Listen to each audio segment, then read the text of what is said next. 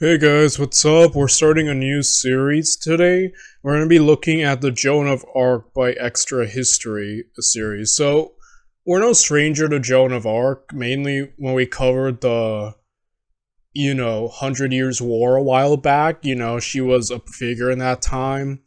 Story goes that she had a vision of, of saints, like the Archangel Michael, I think it was, and that she basically was, heralded to save France and all that.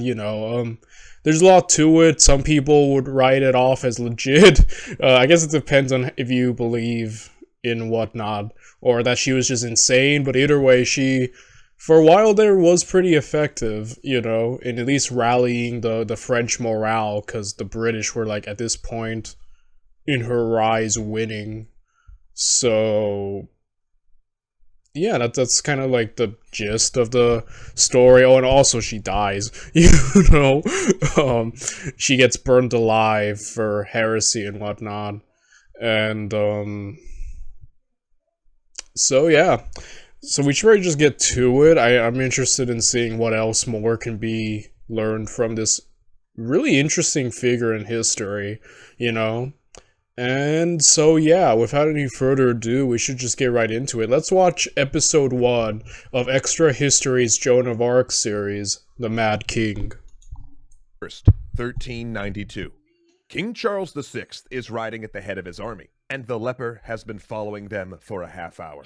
"Turn back, noble king," the leper shouts. "You are betrayed." Those words again and again. As the minutes pass, Charles begins to sweat. Is he in danger? This whole expedition is to punish a man who'd tried to assassinate his best friend. He eyes his courtiers. He feels them watching him, but when he looks, they look away. It is so hot. A page, drowsy from the long ride, drops a lance. It clangs when it hits the ground.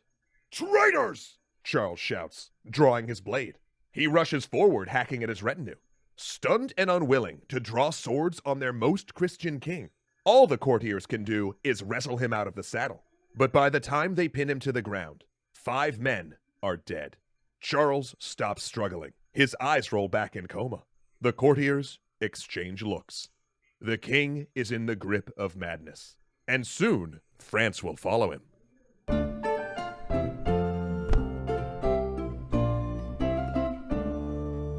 Before the miracles began, before the siege of Orleans, before the saints appeared to a peasant girl, France was a country cursed by God. And that began with King Charles the Beloved, or as he became known, Charles the Mad. Because that first psychotic episode would not be the last for the French king. At times he was perfectly lucid, able to rule as he used to, but then he would slip, failing to recognize friends and family, not understanding that he was the King of France. Instead insisting he was St. George, or wearing thick clothes with iron bands sewn in because he thought he was made of glass and might shatter if touched. And on occasion, he would run wild through the halls of his residence. Court officials had to brick up entrances to keep him inside. With Charles incapacitated and often confined, rule fell to a council of regents overseen by Queen Isabeau. And this wasn't actually the worst time for France. There had been a truce in the 100 Years' War, and the country was at peace. People were thinking about taxes, not armies. Because here's the thing, while Charles was unable to rule consistently, he wasn't dead. The crown hadn't passed to his sons.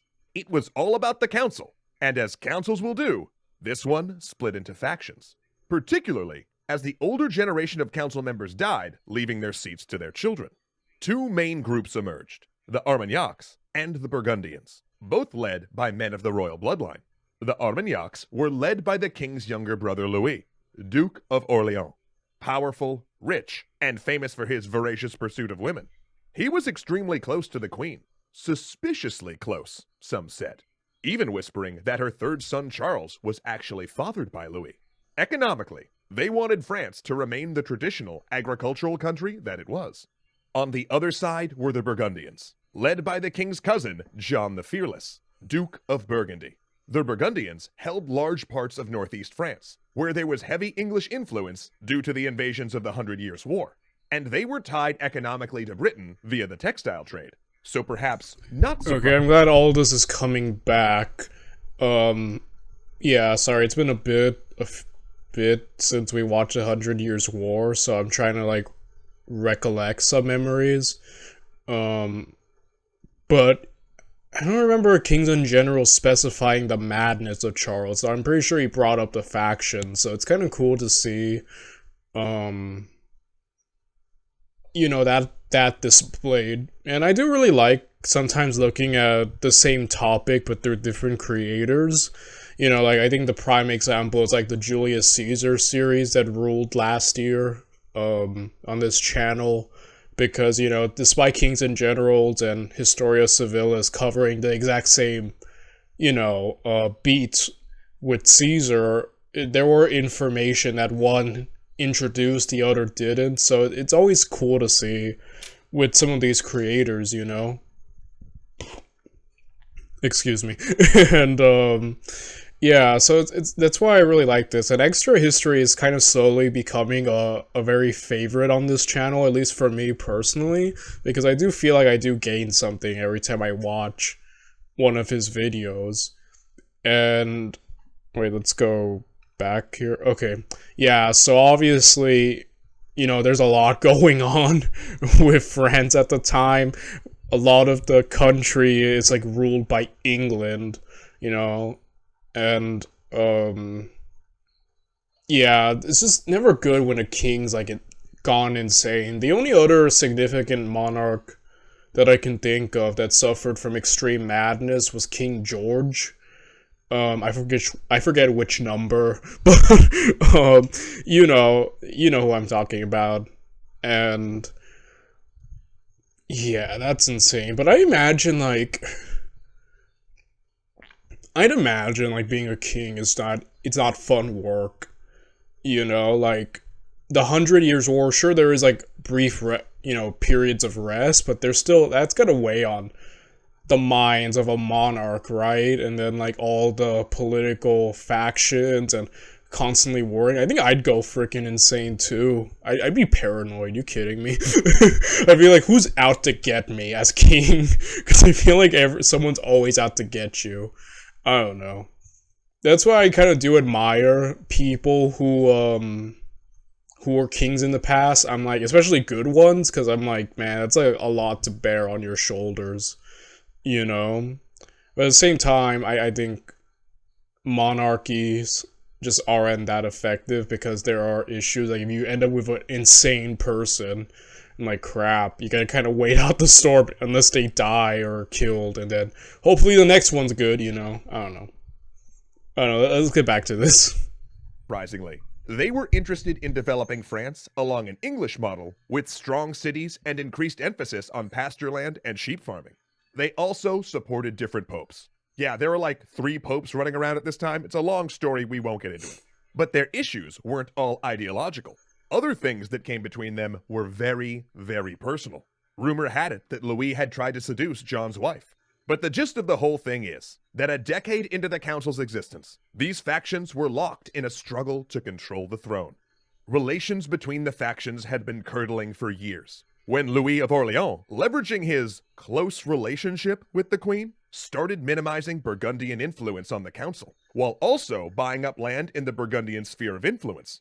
This also meant diverting royal gifts from John to himself, until Louis had an annual income 5 times larger than his rival. John the Fearless responded by adopting populist policies, whipping up the commoners and merchants by promising to abolish taxes that, he said, did nothing but pay for the extravagant court life. With tensions escalating, the two sides kidnapped members of the royal family, including the Dauphin, the crown prince, back and forth. Finally, they openly threatened violence. Everyone needed to cool down, the court decided. So on November 20th, 1407, the two parties reconciled in a court ceremony. But as they made their vows, a hit squad living in a rented house talked through their plans. Crap, I remember the assassination. I think that's kind of a big thing with the Hundred Years' War. A lot of it, all of the issues with France, I think, was sort of its division. I remember there was division, in France, so that's just never bodes well, right? Like France went through a crap load. Like I'm having like flashbacks to when we were watching the Hundred Years' War by Kings and Generals, and just a wild time. I think it makes it even more impressive that they won at the end, like, because they went through a lot during this. Sharpened their weapons, and bought masks. 3 days later, a shoemaker's wife looks out her window and saw Louis of Orleans leaving the queen's residence, a song on his lips. She looked away, heard shouts, and looked back. She saw Louis pulled from the saddle, thrown to his knees, surrounded by men with swords and axes. They struck him again and again, beating him like a mattress until a man in a red hood told them to scatter. The attack was so brutal that they had to scoop bits of Louis into his coffin. Oh, His severed hand, which he'd raised to defend himself, became a symbol of Burgundian savagery. And John the Fearless owned it, arguing that he'd ordered the killing for the good of the crown in order to remove an evil and corrupt tyrant who defiled the queen and plotted to murder the king with necromancy. Charles, reportedly in a bout of mental illness, pardoned John and called for a truce. Leave the desk job behind and train for a career that fits your life. A year later, the factions were in they talk about getting away with murder, at least for a bit there. Oh man. Holy crap, you really did just put out a hit on him. That's insane. embroiled in a civil war. For a decade, the fighting would start and stop, with truces called and broken on an almost annual basis. And this civil conflict reached unheard of levels of viciousness. Soldiers scoured the country, sacking villages and looting everything, even the clothes off of the backs of slaughtered peasants. Paris changed hands multiple times, with poor Queen Isabeau having to hop between factions in order to protect the inheritance of her rapidly diminishing stock of sons. The Dauphins of France seemed to be cursed, with one dying of disease every few years. And then, disaster struck. Seeing his opening, Henry V invaded the divided France in 1415, as can be seen in our History of England series. But his campaign quickly bogged down, and an Armagnac force caught him as he was trying to march to the safety of an English-held city. The Armagnacs had more men, and the English were exhausted, demoralized, and riddled with disease. But there was the mud, and the rain of arrows. The French knights were heavily armored, but their horses were not. And by the time the armored Armagnac forces slogged into the battle line, they were so exhausted they could barely lift their weapons. Men who fell, drowned in the sucking earth. The flower of French nobility, 3 dukes, 6 counts, and 90 other nobles, died in a single day. Many others were captured. But for France, the disaster continued, when the Burgundians, seeing an opportunity, broke the fragile truce and made a grab for Paris. Instead of uniting, the factions played the blame game. The Burgundians argued that the Armagnacs had lost a crucial battle, and the Armagnacs claimed they would have won if the Burgundians had bothered to show up.